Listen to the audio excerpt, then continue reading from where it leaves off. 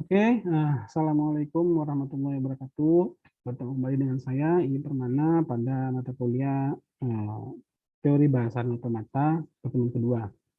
Nah, di sini kita akan bicara tentang finite state automata atau mesin pengenal suatu bahasa lah, kita bisa bilang seperti itu ya. Finite state automata. Jadi finite state automata ini diawali dari seorang ilmuwan di MIT ya dengan nama Noam Chomsky. Dia mengklasifikasikan tata bahasa dalam empat kelas gitu ya, ada empat kelas tata bahasa.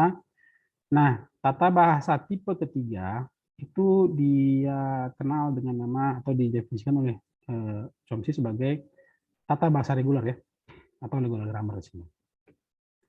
Nah, aturannya adalah jika kita punya suatu simbol non-terminal A, maka simbol itu dapat diturunkan menjadi simbol-simbol terminal ya, seperti A kecil di sini.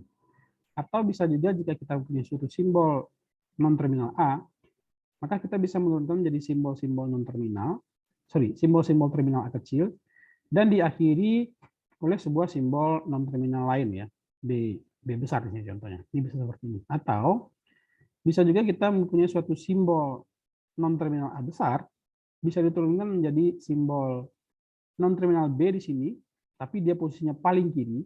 Kemudian ada simbol-simbol terminal lainnya ya yang mengikutinya di sebelah kanannya. Nah, ini aturan umum dari tata bahasa reguler atau regular grammar. Nah, bahasa yang digunakan dalam tata bahasa tipe 3 dikenal dengan nama bahasa reguler ya, bahasa reguler atau regular language. Nah, mesin yang dapat mengenali bahasa reguler adalah finite automata ya, atau finite state automata. Jadi kita akan banyak bicara mengenai bahasa reguler atau regular expression nanti menggunakan memodelkannya dengan mesin yang disebut dengan finite state automata atau model ya. Nah, model finite state automata ini merupakan sebuah sistem formal di sini. Anda bisa lihat ini adalah sebuah sistem formal. Artinya kita dapat memodelkan mesin FSA tadi itu atau bagaimana suatu tata bahasa dibentuk menggunakan model matematika. Dapat juga kita bentuk dengan menggunakan sebuah grafik atau juga bisa menggunakan sebuah tabel ya. Jadi kita bisa memodelkan bagaimana sebuah mesin menerima sebuah bahasa menggunakan model matematika, menggunakan grafik atau menggunakan tabel. Ada 3 pendekatan yang bisa kita gunakan.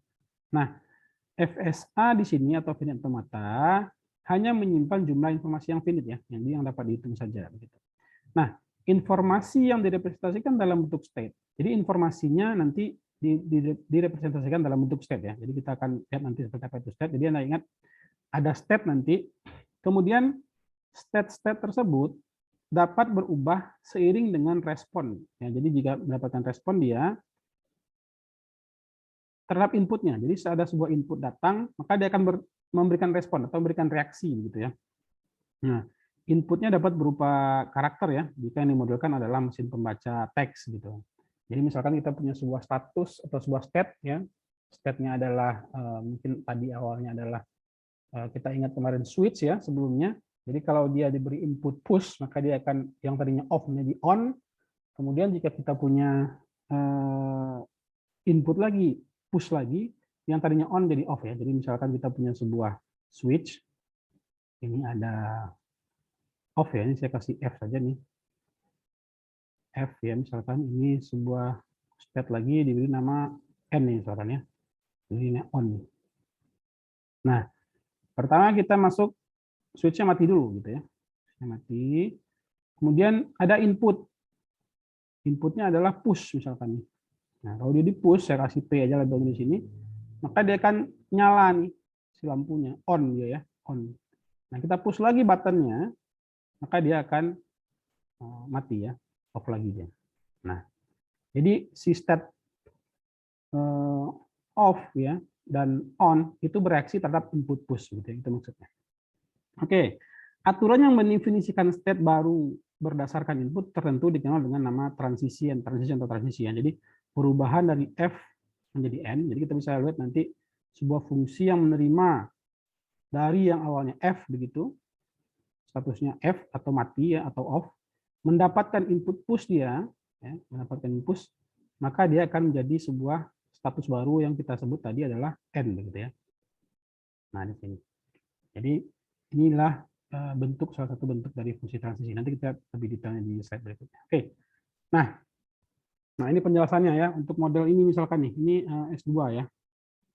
Yang S1 ini S2 harusnya. Nah, kita bisa lihat di sini ada sebuah step ya. Ada beberapa step ya. Ada beberapa step di sini. Pertama ada S1 nih, yang ini ya. Step S1, kemudian ada S2, S2 yang ini. Kemudian step S3, ada S3 ya.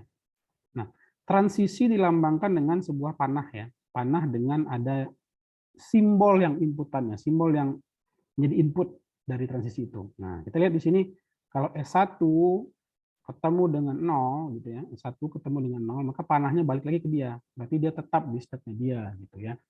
Tapi jika S1 dapat input 1 di sini, kita perhatikan dapat input 1 di sini, maka dia akan berpindah stepnya dari S1 menjadi S2.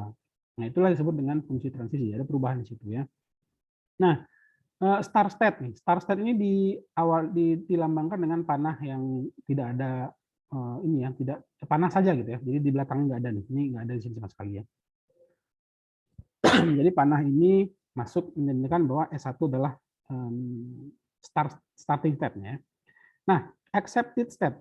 Jadi step akhir atau final step atau step yang menyatakan bahwa sebuah bahasa itu diterima, itu dilambangkan dengan dua lingkaran ya. Jadi lingkaran satu di luar, satu di dalam nih. Nah, kalau di sini dia adalah S3 ya. Nah, jadi bisa kita lihat inputnya adalah finite state string ya, finite string yang bisa terdefinisi. Kemudian outputnya apakah string tersebut diterima atau ditolak. Jadi misalkan kita akan membuat sebuah bahasa gitu yang dapat diterima oleh sebuah mesin ya. Misalkan kita mau mendefinisikan sebuah bahasa yang akan bisa diterima oleh mesin. Nah, jadi kita perlu definisikan string inputnya apa, kemudian outputnya nanti dia akan diterima atau dia akan ditolak begitu. Nah, prosesnya seperti apa gitu ya. Nah, bentar ya, saya bersihkan dulu.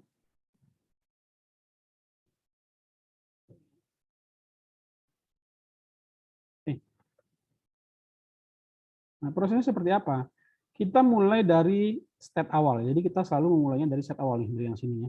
Dari S1 di sini kondisinya. Bisa jadi dia Q1, Q0 gitu ya.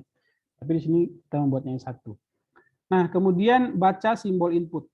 Baca simbol input yang kedua. Berarti dari S1 kita baca simbol input 0, maka kita kembali ke S1 lagi gitu ya. Jadi dari S1 tadi baca input 0, maka kembali lagi ke S1. Kemudian ikuti aturan transisi. Nah, transisinya apa lagi di sini? Misalkan ada dari S1 ke 1 gitu ya, maka dia akan pindah ke S2 ya. Jika dari S1 mendapatkan input 1, maka dia akan pindah ke S2.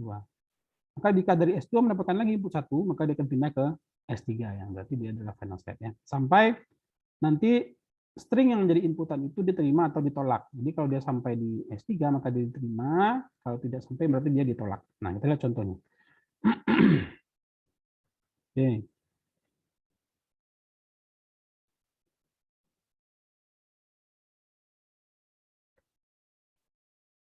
Nah, inputnya adalah 0 ini ya, 0 0 1 1 0 1 ya. 0 0 1 1 0 1. Nah, ini katanya diterima. Kita buktikan ya. Pertama kita terima input 0 dulu. Kita terima input 0, berarti kita di sini posisinya S1. Kita input 0, berarti kita balik lagi ya ke S1 ya. Berarti kita tetap di S1. Nah, kita masih di S1. Kemudian kita terima lagi input 0. Terima input 0, berarti sama ya. Kita tetap di S1, terima input 0, kita balik lagi ke S1. Kemudian kita terima input 1 berikutnya. Input 1, berarti kita dari posisinya S1, kita akan pindah nih. Terima input 1 ya. Kita bereaksi dan pindah ke S2 di sini ya. Berarti sekarang kita ada di S2. Nah, begitu kita terima lagi input yang baru yaitu 1, sesuai dengan urutan stringnya, kita pindah lagi dari S2. Kita akan pindah ke S3 di sini. Nah, di sini kita pindah di S3. Nah, kemudian kita terima lagi input 0 di sini ya. Nah, dari S3, jika dia menerima input 0, ya, maka dia akan tetap di S3 ya, panahnya dan yang 0,1 ya. Jadi ini bisa terima input 0 dan juga dia bisa terima input 1 nih si S3. Jika dia terima input 0 maka dia akan ke S3 tetap. Jika dia terima input S1 maka dia tetap juga ke S3. Nah, sekarang kita terima lagi input 1 yang terakhir. Jadi dia tetap ya. S3. Jadi kita berakhir di S3. Nah, karena kita berakhir di final state ya atau acceptance state, maka kita bisa dikatakan bahwa string ini diterima oleh mesin yang kita buat atau model mesin yang kita buat melalui graf ini gitu ya. Nah, ini contoh yang di bawah adalah contoh string yang tidak diterima ya. Coba kita hapus dulu ya. Contoh string yang tidak diterima.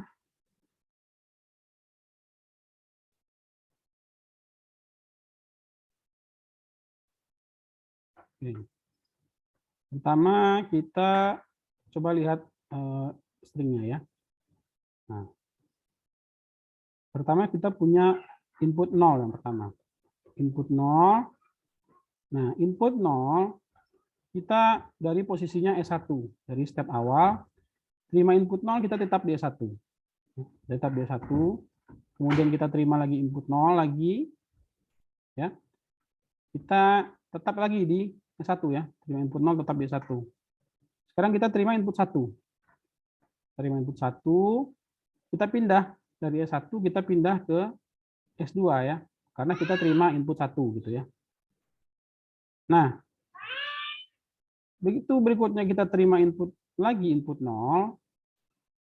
Nah, kita akan pindah lagi nih ke S1 lagi gitu ya. Kita pindah lagi ke S1. Di sini. Nah, berikutnya kita terima lagi input 1. Dari S1 kita pindah lagi ke S2 ya. Dan terakhir kita terima input 0. Kita balik lagi ke S1 ya. Jadi kita bolak-balik di S1 S2 aja gitu. Nah, artinya kita tidak sampai ke final state di sini. Kita tidak sampai ke final state di sini yang menandakan bahwa string yang dijadikan input oleh model itu tidak diterima atau di-reject ya, ditolak oleh mesin yang kita buat atau model yang kita buat. Nah, jadi M1 model 1 ya di sini, bisa bersihkan kembali.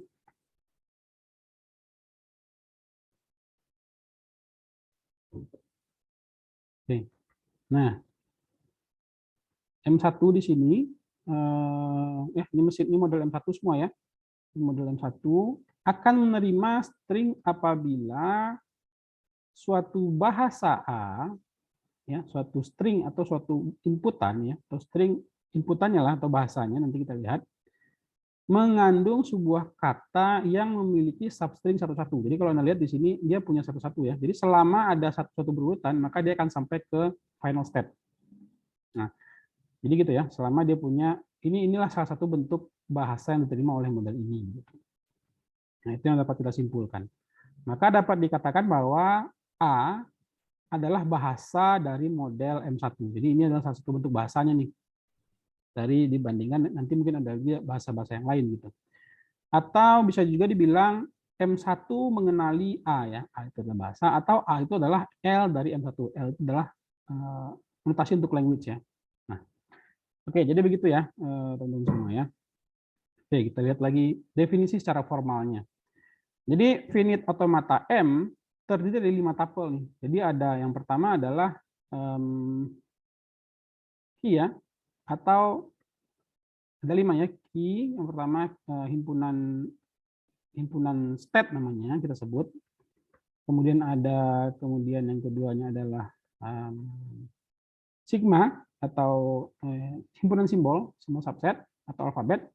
Kemudian himpunan transisinya, kemudian Q0 adalah simbol awal ya, atau state awal maksudnya. Kemudian F ini adalah state akhir. Jadi himpunan state dilambangkan dengan Q di sini. Kemudian himpunan dari simbol yang seperti nanti kita lihat di belakang itu dilambangkan dengan sigma. Kemudian fungsi transisi, di mana transisi dari key dengan suatu simbol itu akan pindah ke transisi bagian lagi dari subset key gitu ya. Jadi kalau kita punya sebuah subset dari key, jika dia bertemu dengan suatu simbol, subset dari simbol alfabet, maka dia akan menjadi bagian dari subset dari himpunan state itu sendiri. Nah, contohnya di sini nih, kita punya state perubahan nih, dari key mendapatkan input A, maka dia akan pindah ke R. Maka kita bisa buat suatu state key menerima input A, dia akan pindah ke R ya. Jadi ini bentuk definisinya nih, secara formal matematika. Nah, key0 adalah set awal, cuma ada satu biasanya, key0. Memang ada satu ya. Kemudian F adalah final state atau acceptance state, set yang diterima. Bisa nggak ada juga, atau bisa jadi dia banyak ya, lebih dari satu. Nah, ini adalah definisi formal dari finite automata itu sendiri. Jadi kalau kita lihat ke contoh yang tadi, maka di model M1 kita bisa punya himpunan dari state-nya adalah S1, S2, S3 ya. Jadi kita punya 1, 2, 3 gitu ya. Ini 1, dan ini 1 ya, ada 3. Kemudian inputnya ada berapa? Inputnya ada 2 ya, 0 dan 1 gitu ya. Jadi ada input 0, ada input 1 di sini. Ya. Nah, kemudian final state-nya mana? Final state-nya adalah S3 ya. Nah, ini satu lagi ketinggalan, harusnya kita punya Q0 ya di sini ya. Q0-nya adalah S1 di sini harusnya ya. Nah, definisinya untuk S1 di sini. Ini sudah kita ganti langsung ya, makanya tidak saya tuliskan lagi. Jadi kita bisa lihat di sini himpunan state-nya adalah S1, S2, S3, transisinya ada 0, ada 1, starter state-nya adalah S1 dan acceptance state-nya adalah S3. Nah, ini model dalam bentuk graf ya, kita buat dalam bentuk graf. Ini model formal dalam bentuk matematika. Begitu juga dengan transisinya ya.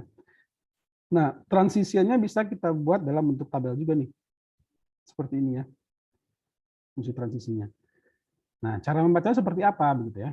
Nah, kita hapus kembali semua. Seperti apa kita membaca tabelnya? Oke. Pertama kita berada di state S1 ya, atau state awalnya di sini ya, S1. Kita berada di S1. Kita menerima input. Nah, jika S1 menerima input 0, maka dia akan pindah ke state apa gitu.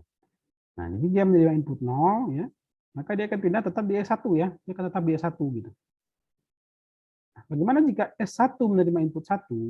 Bagaimana jika dia menerima input 1? Nah, maka dia akan pindah ke S2 ya. Jadi kita lihat di sini. Kalau dia keterima input 1, ini ya, maka dia pindah ke S2 gitu. Nah, begitu juga untuk S2. S2 jika menerima input 0 gitu ya. Nah, ini S2 nih. Ini kita lagi S2. Kalau terima input 0 dia kemana nih? Dia kan pindah ke S1 ya. Kita tulis di sini dia pindah ke S1 ya, di sini ya. Nah, ini pindah ke S1. Kemudian jika S2 nih terima input 1 gitu ya. Nah, jika dia terima input 1, maka dia akan pindah ke S3 ya. Kita bisa lihat di sini kita dari S2 terima input 1 ini, kita akan pindah ke S3 di sini ya. Jadi dia akan terima S3 gitu. Nah, untuk S3 kalau dia terima input 0 atau 1 pun dia tetap di S3, maka bisa langsung kita buat S3 terima input 0 atau 1 dia tetap di S3 gitu. Nah, itulah bagaimana cara kita memodelkan suatu bahasa atau membuat suatu model baik berbentuk graf ataupun model formal matematika atau menggunakan tabel transisi untuk sebuah finite automata gitu ya, atau sebuah mesin automata atau sebuah mesin pengenal suatu bahasa yang inputnya adalah sebuah string, dan string itu jika diterima maka dia adalah bahasa dari mesin itu, jika ditolak maka dia bukan bahasa dari mesin itu. Nah gitu kira-kira.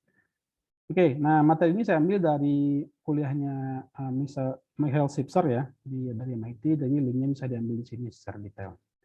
Oke, demikian untuk pertemuan kedua ini. Banyak maaf nggak ada kesalahan. Wabillahi taufiq wal hidayah. Wassalamualaikum warahmatullahi wabarakatuh.